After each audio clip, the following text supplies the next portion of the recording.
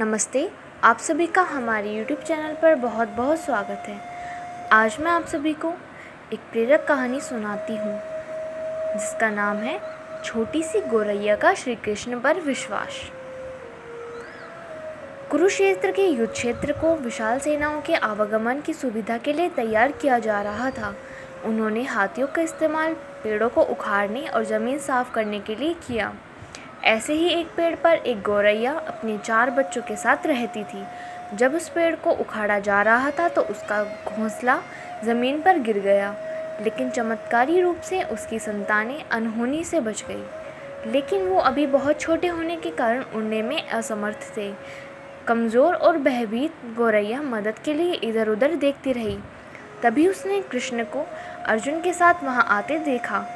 वे युद्ध के मैदान की जांच करने और युद्ध की शुरुआत से पहले जीतने की रणनीति तैयार करने के लिए वहां गए थे। उसने श्री कृष्ण के रथ तक पहुंचने के लिए अपने छोटे पंख फड़फड़ाए और किसी प्रकार श्री कृष्ण के पास पहुंच गई। हे कृष्ण, कृपया मेरे बच्चों को बचाएं, क्योंकि लड़ाई शुरू होने पर कल उन्हें कुचल दिया जाएगा।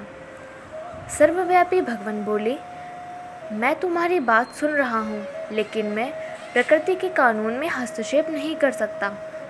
गौरैया ने कहा, हे भगवान, मैं जानती हूँ कि आप मेरे उद्धारकर्ता हैं। मैं अपने बच्चों के भाग्य को आपके हाथों में सौंपती हूँ। अब यह आपके ऊपर है कि आप उन्हें मारते हैं या उन्हें बचाते हैं। काल चक्र पर किसी का बस नहीं है। श्री कृष्ण ने एक साधारण व्यक्ति की तरह उससे बात की, जिसका आशय था कि वहाँ ऐसा कुछ भी नहीं था जिसके बारे में वे कुछ भी कर सकते थे। गौरैया ने विश्वास और श्रद्धा के साथ कहा, प्रभु, आप कैसे और क्या करते हैं वो मैं नहीं जान सकती। आप स्वयं काल के नियंता हैं, यह मुझे पता है। मैं सारी स्थिति एवं परिस्थिति एवं स्वयं को परिवार सहित आपको समर्पण करती हूँ। भगवान बोले, अपने घोंसले में 3 सप्ताह के लिए भोजन का संग्रह करो। गौरैया और श्री कृष्ण के संवाद से अनभिज्ञ अर्जुन गौरैया को दूर भगाने की कोशिश करते हैं। गौरैया ने अपने पंखों को कुछ मिनटों के लिए फुलाया और फिर अपने घोंसले में वापस चली गई।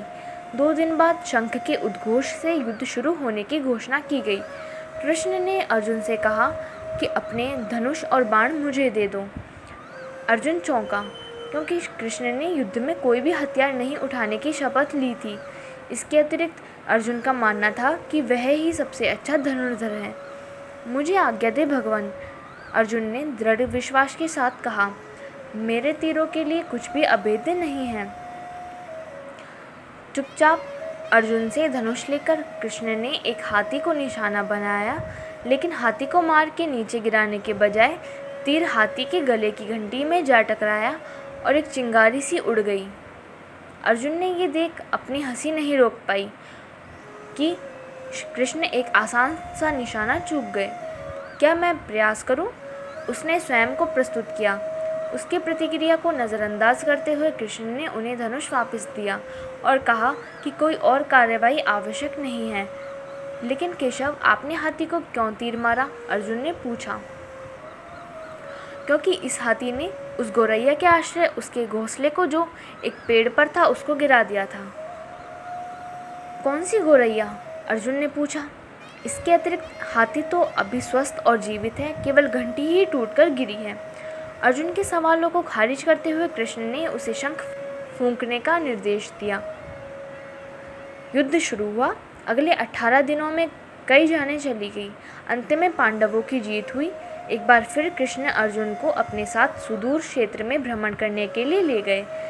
कई शव अभी भी वहाँ हैं और जो उनके अंतिम संस्कार का इंतजार कर रहे हैं। जंग का मैदान गंभीर अंगों और सिर बेजान सीढ़ियों और हाथियों से अटा पड़ा था। कृष्ण एक निश्चित स्थान पर रुके और एक घंटी, जो कि हाथी पर बांधी जाती थी, उसे देखकर विचार करने लगे। अर्जुन, उन्होंने कहा, क्या आप मेरे लिए यह घंटी उठाएंगे और इसे एक तरफ रख देंगे?